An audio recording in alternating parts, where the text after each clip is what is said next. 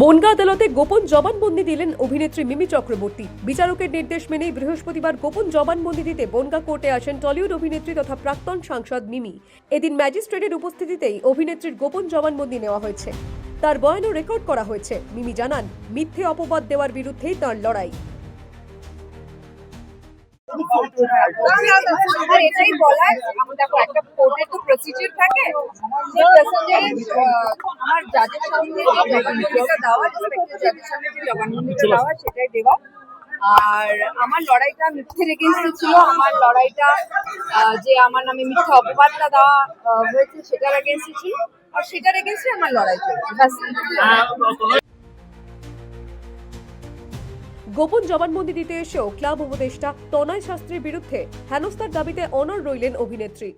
এইটা বলবো যে ক্লাবের লোক খুব ভদ্রভাবে, ক্লাবের পুরো লোকজন, ক্লাবের নামটা কি ছিল, নয়াগোপালগঞ্জ ক্লাবের লোকগুলা, ওরা যথেষ্ট সম্মানের সাথে, যারা তনয় শাস্ত্রী ছাড়া যারা ছিলেন সবাই আমাকে খুব ভালো ভেবে গাড়িতে তুলে দিয়েছেন এবং সেখান থেকে আমি বেরিয়ে যাই। কিন্তু আমার যেটা অভিযোগ, যার এগেনস্টে অভিযোগ, দ্যাট ইজ স্টিল দেয়ার।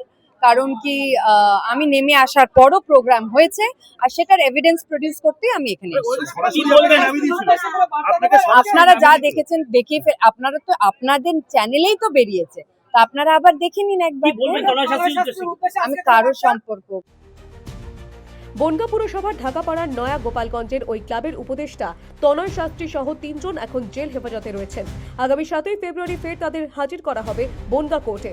গত 3রা ফেব্রুয়ারি অভিযুক্তদের দ্বিতীয় পর্যায়ে জেল হেফাজতের নির্দেশের দিনেই বনগাঁ কোর্টের additional chief judicial magistrate Mohammad Tariq Firdous পুলিশকে নির্দেশ দিয়েছিলেন 6ই ফেব্রুয়ারির মধ্যে অভিনেত্রীর অভিযোগের ভিত্তিতে গোপন জবানবন্দি করাতে হবে।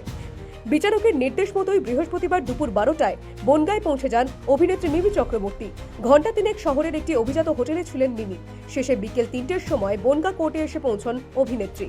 এদিন বনগাঁ কোর্টের জুনিয়র ডিভিশনের ম্যাজিস্ট্রেট আবুল হোসেন জামাদারের সামনে গোপন জবানবন্দি দিয়েছেন মিমি। প্রায় আধ ঘন্টা ধরে অভিনেত্রীর জবানবন্দি নেওয়া হয়েছে, তার বয়ান রেকর্ড করা হয়েছে।